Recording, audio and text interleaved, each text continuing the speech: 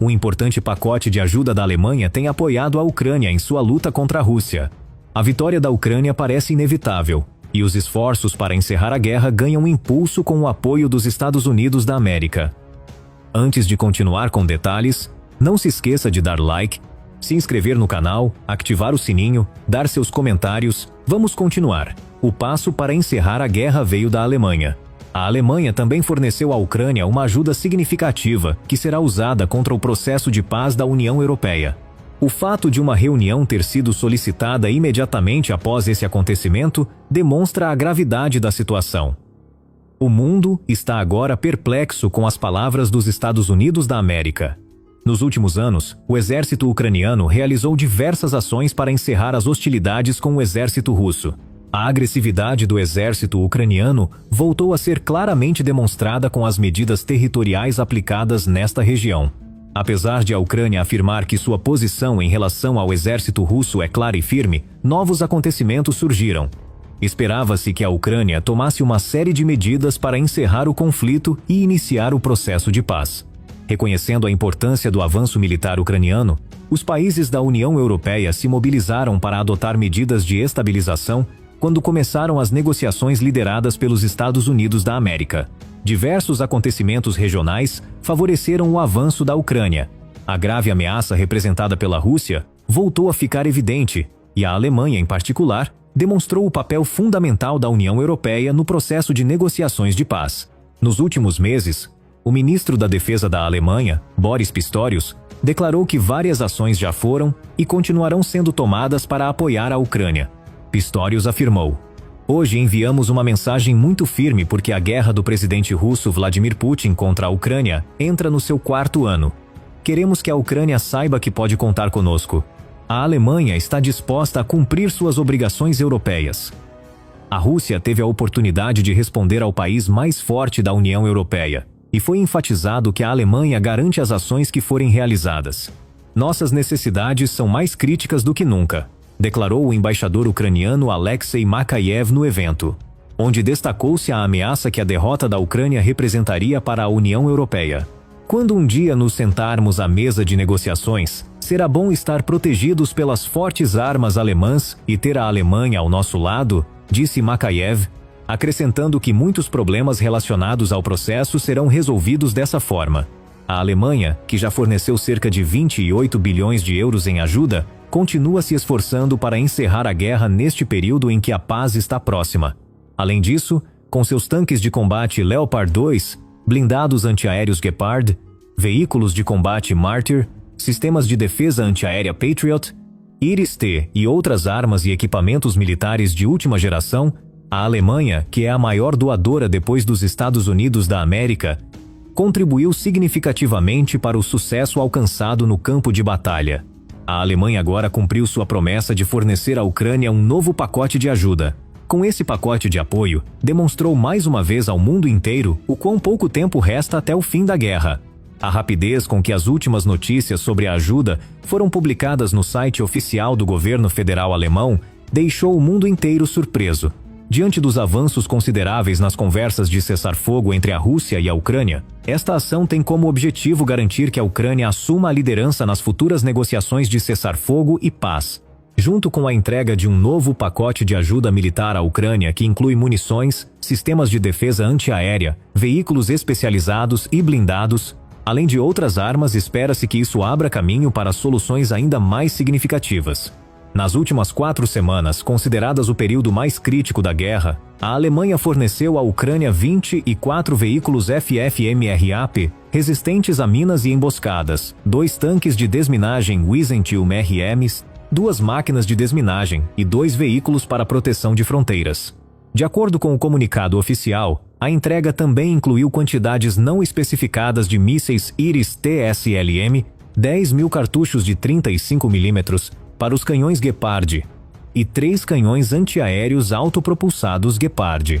Em relação ao equipamento de infantaria, houve avanços importantes com a chegada de cerca de 1.340 fuzis de assalto HK-416, 95 fuzis MKQ-556, 255 binóculos infravermelhos e 556 telêmetros a laser.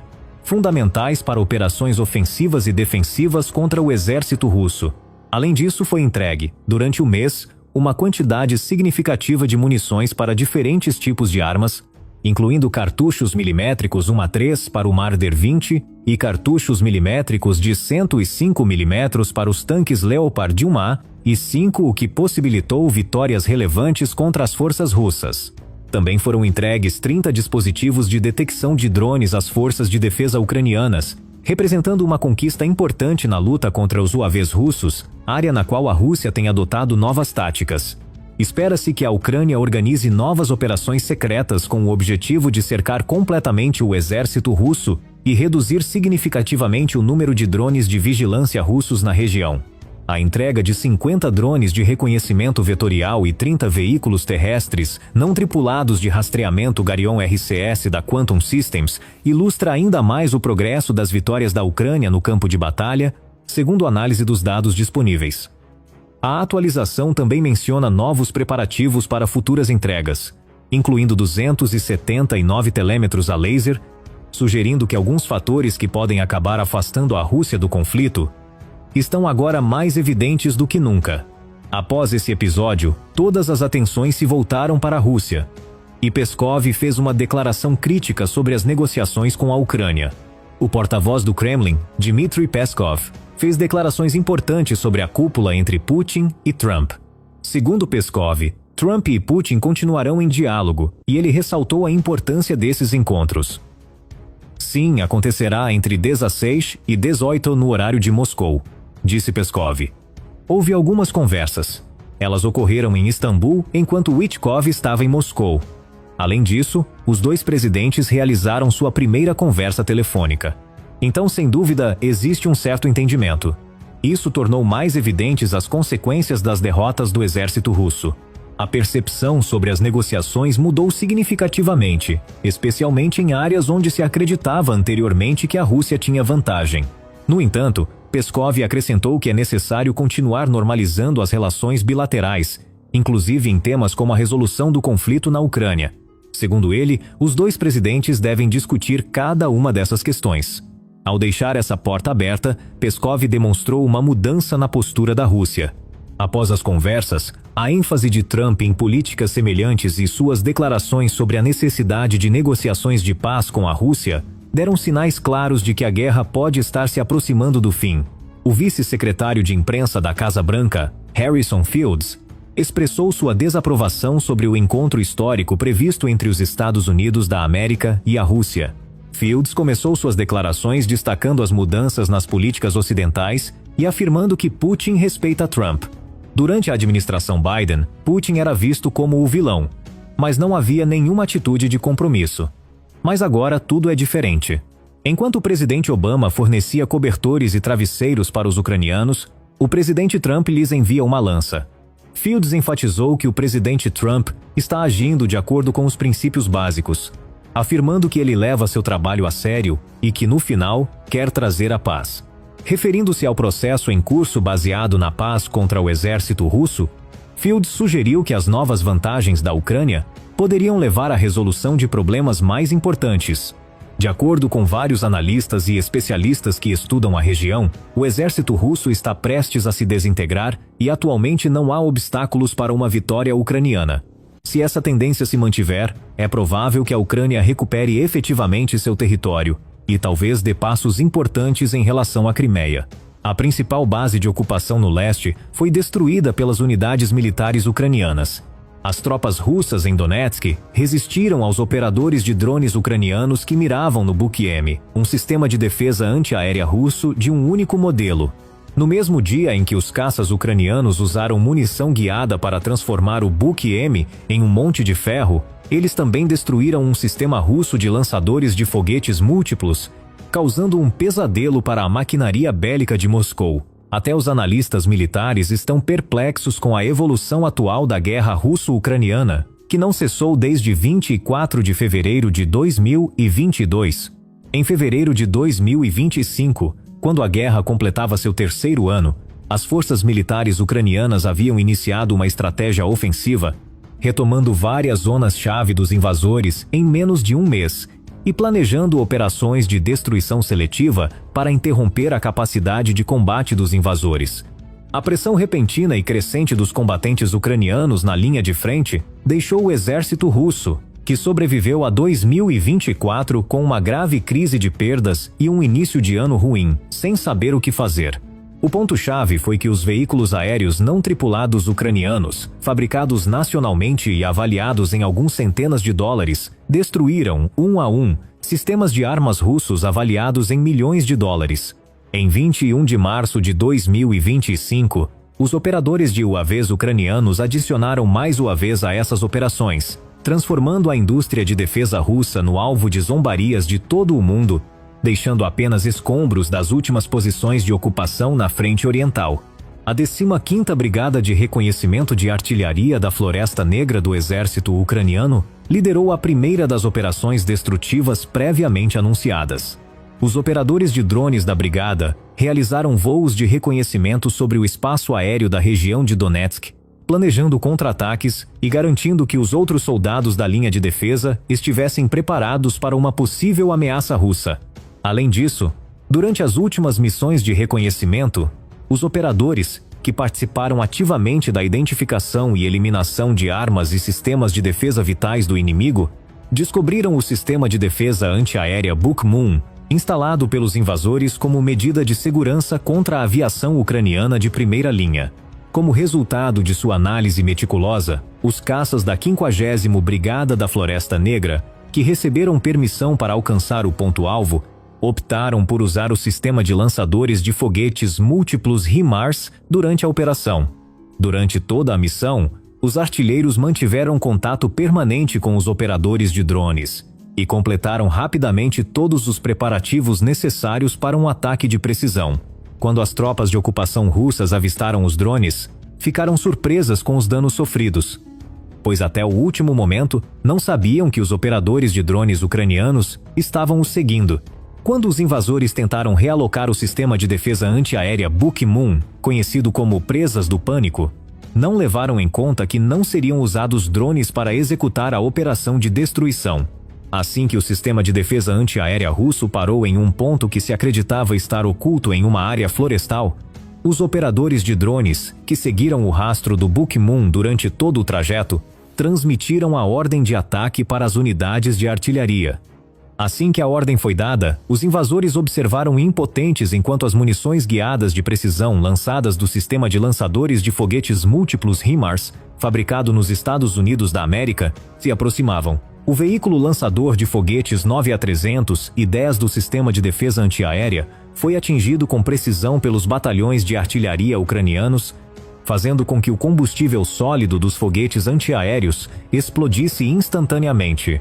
De acordo com as fotografias tiradas brevemente pelas câmeras dos veículos aéreos não tripulados modelo FP e MTO, o perímetro do sistema de defesa antiaérea estava entre várias explosões causadas por armas guiadas. O Grupo Estratégico Operacional Cortizia da Ucrânia enviou um telegrama com fotos dos momentos em que foram neutralizados o navio M1 e a tripulação russa responsável pelo sistema de defesa antiaérea. O grupo também destacou que os oficiais de reconhecimento da Brigada de Reconhecimento de Artilharia da Floresta Negra conseguiram detectar e destruir o sistema russo de mísseis terra-ar navio M1 e sua munição em movimento. Cortizia também descreveu as características do sistema de defesa antiaérea. O navio M1 é um sistema autopropulsado de mísseis terra-ar destinado a atingir alvos aerodinâmicos que podem manobrar em altitudes baixas e médias. Em ataques recentes foram usados drones ucranianos para destruir um grande número de navios M1, aparentemente com um custo de 10 milhões de dólares. Outra importante arma russa, o sistema lançador de foguetes múltiplos do tipo Huracan, foi destruído, deixando um monte de ferro poucas horas após a operação de destruição em Donetsk, que eliminou um dos maiores obstáculos para a aviação ucraniana de linha de frente. A segunda operação em Donetsk foi realizada com o importante apoio dos operadores do 14º Regimento, separados dos veículos aéreos não tripulados da Unidade de Forças de Sistemas Não Tripulados das Forças Armadas da Ucrânia, de acordo com o Comando de Sistemas Não Tripulados da Ucrânia, que publicou informações sobre o ataque e seus resultados por meio de um canal de telegramas, tanto em formato de texto quanto de vídeo. os operadores do 14º Regimento separados de UAV detectaram um sistema inimigo de lançadores de foguetes múltiplos que avançava em direção à linha de fogo. Quando o grupo inimigo percebeu que o drone ucraniano os seguia, não teve tempo de escapar. Os operadores das forças de sistemas não tripulados fizeram os ajustes necessários para que a artilharia pudesse lançar um ataque direto contra uma ogiva de fragmentação. O ataque causou uma explosão na munição do sistema russo de lançadores de foguetes múltiplos da variante Huracan. Além disso, segundo dados preliminares, 2 invasores da tripulação do sistema foram neutralizados. Os invasores planejavam ataques orientados à destruição, utilizando o BM-220 Huracan, um sistema lançador de foguetes múltiplos de 35 mm, capaz de lançar munições de fragmentação e de racimo de alto poder explosivo até 27 km de distância.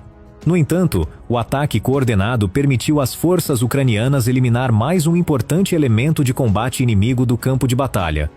Segundo o Comando de Sistemas Não Tripulados da Ucrânia, uma das tarefas mais importantes das forças de sistemas não tripulados que garante a destruição precisa do inimigo é o direcionamento e a correção dos ataques de precisão pelos operadores de UAV nessas operações, o que aumenta enormemente a taxa de sucesso.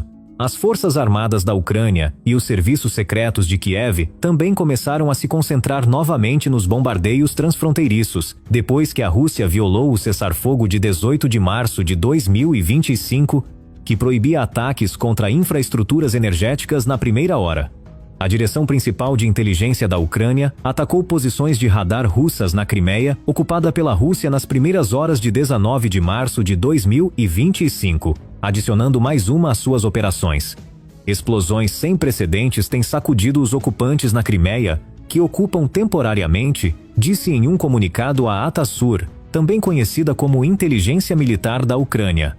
Foram os caros sistemas de defesa antiaérea que se mostraram ineficazes contra os ataques competentes da inteligência militar ucraniana. 13 radares russos foram silenciados durante o ataque. No entanto, os ataques danificaram uma plataforma de lançamento S-320WM, 2 centros de comando de radar modelo ST-60 e 8 Icasta-2E, 3 sistemas de defesa aérea modelo Pantsir-Sun, um rebocador projeto C4, 1236, um rebocador polivalente Fyodor Uryupin e um helicóptero modelo Mi-8. Segundo funcionários da RUR, a Rússia sofreu perdas de aproximadamente 537 milhões de dólares devido a esse ataque. Como resultado dessa operação, foi mais uma vez demonstrada ao mundo a vulnerabilidade da Rússia na Crimeia e a capacidade da Ucrânia de neutralizar de forma precisa e persistente alvos de alto valor. O exército e os serviços especiais ucranianos declararam repetidamente que continuarão suas ações transfronteiriças até que a agressão armada da Rússia contra o território ucraniano seja totalmente interrompida. Além das ações da Ucrânia, os russos perderam toda a confiança no governo, e especialmente em Putin, ao ver cada vez mais os efeitos da guerra em seu próprio solo. De acordo com os analistas políticos, os supostos objetivos bélicos de Putin não são compreendidos pelo povo russo como um todo, e a guerra está sendo sentida visivelmente nos âmbitos econômico, político e militar. Esses fatores representam uma ameaça séria para o governo autoritário do país. O exército ucraniano deu um passo muito importante. 2 pontos-chave para o exército russo foram quase destruídos pelo exército ucraniano. O exército ucraniano atacou a refinaria de Ryazan, a mais vital da região, e a planta siderúrgica de Novolepeshk. Mas tudo se mistura com tudo mais. Neste conflito com o exército russo, as coisas mudaram completamente a nível regional, a favor do exército ucraniano, e o tempo de Putin está se esgotando. Nos últimos dias do conflito entre Rússia e Ucrânia, as táticas utilizadas contra o exército russo atingiram um nível completamente novo. O exército ucraniano, que possui vantagens importantes sobre o russo, começou a utilizá-las ativamente e iniciou diversas ações para encurralar Putin. O exército russo enfrentou desde o início 2 problemas em sua tentativa de invasão contra a Ucrânia. O primeiro era a insuficiência tecnológica, e o segundo era que a Rússia enfrentava um desafio logístico. Embora a Ucrânia tenha sido, em tempos passados, a base dos mesmos, as ações de Putin nesse campo também resultaram em uma importante ruptura. Foi precisamente nesse momento que o exército ucraniano lançou ataques contra áreas estrategicamente importantes do exército russo, virando a guerra completamente a favor do exército russo. Em particular, a insuficiência tecnológica se tornou um fator cada vez mais evidente a cada apoio recebido pela Ucrânia. Tudo mudou de repente, e a superioridade do exército ucraniano foi elevada a um nível completamente novo. Durante algum tempo, o exército ucraniano vinha coletando informações sobre 2 locais-chave onde havia um grande número de drones. Esses locais eram a refinaria de petróleo de Razin e a planta metalúrgica de Novolepetsk. Também circulavam rumores de que, em caso de mobilização total antes das conversações de paz, um ataque a esses pontos se basearia nos avanços logísticos e tecnológicos do exército russo. O exército ucraniano iniciou os preparativos para uma ofensiva nessa área.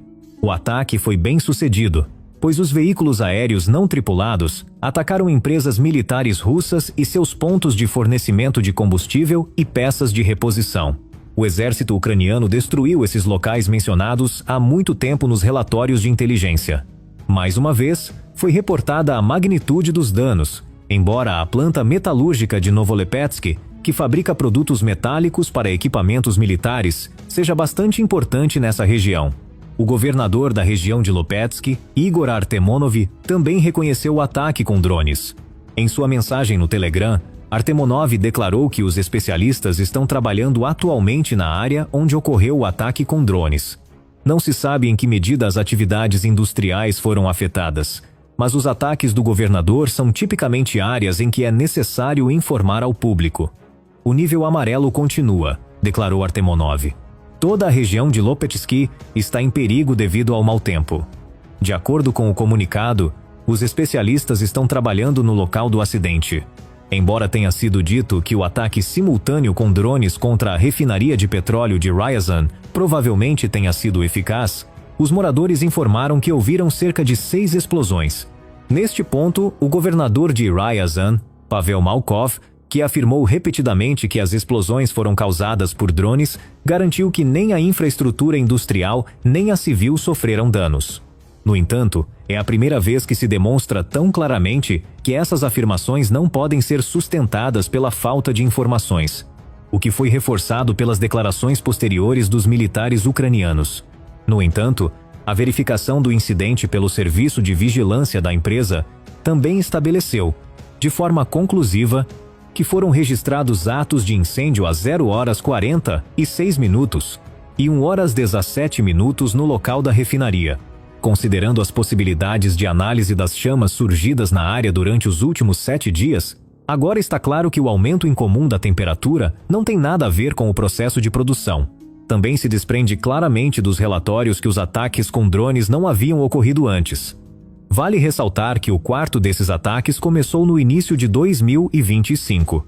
Dessa forma, o exército ucraniano já havia declarado que todas as empresas e refinarias que fornecem recursos ao exército russo seriam completamente destruídas.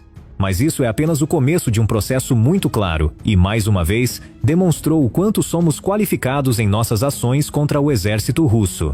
Por volta da 1 da madrugada, a empresa foi atacada. A hora de Kiev e os vídeos nas redes sociais confirmaram que o incidente provocou um grande incêndio na organização. De acordo com um comunicado do Estado-Maior ucraniano, a refinaria de petróleo de Ryazan é uma das 4 maiores refinarias da Federação Russa. Segundo o relatório, a empresa é especializada na produção de TS-1 para aviões e óleo diesel. Como Kovalenko declarou anteriormente, a refinaria é vital para o fornecimento de combustível do complexo militar industrial da Rússia, bem como para o seu setor civil. Além disso, de acordo com seu site, produzimos querosene de aviação, óleo diesel e outros produtos derivados de petróleo utilizados em tanques, aviões, barcos e outros equipamentos militares russos. A inclusão dessa declaração demonstra mais uma vez o grau de avanço da empresa. A gravidade da situação para os militares russos é revelada, mais uma vez, nas informações fornecidas sobre a refinaria de Ryazan. Segundo declarações de fontes publicadas nos canais de Telegram, um depósito de 20.000 toneladas está em chamas. Depósitos próximos também sofreram danos. A carga foi interrompida e essa situação não foi ignorada. Vale destacar que a refinaria de Ryazan processará 13,1 milhões de toneladas ou 262 mil barris de petróleo por dia em 2024, o que representa cerca de 5% da capacidade total de refino da Rússia. Além disso, segundo dados de fontes, essa refinaria produziu 3,4 milhões de toneladas de óleo diesel, 4,3 milhões de toneladas de óleo combustível, 1 milhão de toneladas de combustível para aviões e 2 milhões de toneladas de gasolina. O exército ucraniano afirma que, graças a essa refinaria, espera resolver muitos problemas da região fornecendo mais recursos. Embora se acredite que diversas ações tenham sido realizadas em escala regional e Ucrânia, e que continuem a ser mobilizadas, pois esses ataques importantes ocorreram justamente antes da trégua, permitindo à Ucrânia sublinhar que está em uma posição mais destacada e vitoriosa frente à Rússia e que os Estados Unidos da América, que influenciaram consideravelmente os numerosos sucessos alcançados contra o exército russo, continuam efetivamente seus esforços nessa área. Embora a Ucrânia tenha respondido a essa estrutura adotando medidas muito mais significativas contra a Rússia, espera-se que a mudança seja evidente em todos os âmbitos. Isso destacou, mais uma vez, a importância das conquistas da Ucrânia em tempos de guerra, principalmente à luz dos desafios que estão por vir. Está claro que as atividades atuais de Putin na Ucrânia estão causando diretamente outros problemas na Rússia, e que novos problemas surgirão simultaneamente com um processo favorável aos militares ucranianos. Isso sugere que os avanços bélicos da Ucrânia continuarão crescendo, mas também podem marcar o início do colapso da Rússia em vários aspectos. Os militares ucranianos também estão chamando a atenção para novas questões relacionadas a Putin, o que levanta a possibilidade de um ressurgimento dos sentimentos anti-Putin na Rússia. Como resultado, a Ucrânia parece estar caminhando para um processo dinâmico, capaz de resolver os problemas que possa enfrentar no campo de batalha. Essa evolução é uma resposta direta aos novos problemas que os militares russos enfrentarão. De acordo com esse cenário, a Ucrânia dominará agora o campo de batalha e, ao ter tomado a iniciativa no início do processo de paz, poderá mudar radicalmente qualquer dinâmica a seu favor. A possibilidade de alcançar conquistas significativas contra o exército russo agora é mais importante do que nunca, graças à capacidade da Ucrânia de resolver dessa forma as questões centrais da guerra. As novas perspectivas de Putin nesse processo de agitação interna na Rússia e as políticas que seguirão, embora criem um processo de desenvolvimento muito maior para a Ucrânia em relação à Rússia, são um indicativo significativo de que o momento da crise está se aproximando. O exército ucraniano, que será reforçado por novos planos de guerra, pode entrar em uma nova era que será reconhecida como a solução de questões muito maiores, além de seu domínio final sobre o exército russo. O quarto ano do conflito, que Putin iniciou com grande confiança em si mesmo e pretendia concluir rapidamente com a ocupação da Ucrânia, começou em 2022. No conflito que começou com o domínio da Rússia, o domínio da Ucrânia surgiu em 2024. Devido à estratégia ofensiva da Ucrânia, a força do exército russo está diminuindo gradualmente. A ajuda recebida de Teneulau e outros países ocidentais tem um papel importante no crescimento do exército ucraniano. Com essa ajuda, o exército ucraniano formulou seus planos e, hoje, desferiu golpes devastadores contra o exército e a economia russos. O exército russo está perdendo grandes quantidades de material militar e munições, devido principalmente aos esforços bem coordenados e disciplinados da inteligência ucraniana e ao eficaz uso de drones. No dia em que Putin iniciou sua invasão da Ucrânia, prometeu que não haveria baixas e que a guerra não seria sentida no solo russo. A região de Kursk é hoje palco de intensos confrontos. Hoje, a população sabe muito bem que as declarações de Putin no primeiro dia estavam completamente erradas. Putin se desesperou por não ter alcançado seus objetivos bélicos iniciais. Para encontrar uma solução para essa crise, recorreu à Aliança Norte-Coreana. Os Estados Unidos da América e outros países ocidentais estão profundamente perturbados com a relação com a Coreia do Norte. Depois que o Oriente e o Ocidente acreditaram que essa aliança levaria à guerra, os antigos países ocidentais da União Europeia e o presidente Biden aumentaram seu apoio à Ucrânia. Embora Putin tenha atacado a Ucrânia usando armas de longo alcance, fabricadas pelos Estados Unidos da América e outros países ocidentais, existe uma ameaça de mísseis nucleares. Essa ameaça impediu a Ucrânia de usar armas de longo alcance em seus ataques. A implicação da Coreia do Norte no conflito deu à Ucrânia a tão esperada licença para o uso de mísseis de longo alcance. O ex-presidente dos Estados Unidos da América, Joe Biden, apoiou plenamente a Ucrânia até o último dia de seu mandato. Hoje, conhecemos novos pontos de vista do presidente Trump sobre o conflito. Segundo o presidente Trump, apoiar a Ucrânia é absurdo, e até mesmo essa guerra foi um erro. Portanto, o apoio dos Estados Unidos da América à Ucrânia foi cortado pelo presidente Trump. Para o presidente Trump, colocar-se ao lado dos fortes é essencial. De acordo com outras declarações públicas, ele ficaria ao lado da Ucrânia e os ajudaria. No entanto, quando repreendeu o líder ucraniano diante das câmeras, o presidente Trump deixou claro que apoia Putin. Antes de terminar a guerra, Trump espera conseguir que o líder ucraniano assine um acordo. Como parte desse acordo, a Ucrânia cederia metade de sua infraestrutura energética para os Estados Unidos da América. Ao exigir esse acordo, o presidente Trump deixou claras suas verdadeiras intenções. Há indícios de que o conflito entre Rússia e Ucrânia continuará por muito tempo.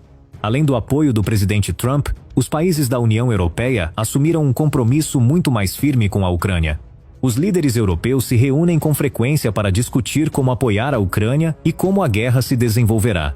Desde o início do conflito, muitos países europeus apoiaram a Ucrânia, sendo a Polônia o primeiro a fazer isso. Desde então, todos os países europeus enviaram tanques, munições, treinamento militar, armas modernas, equipamentos militares e suprimentos.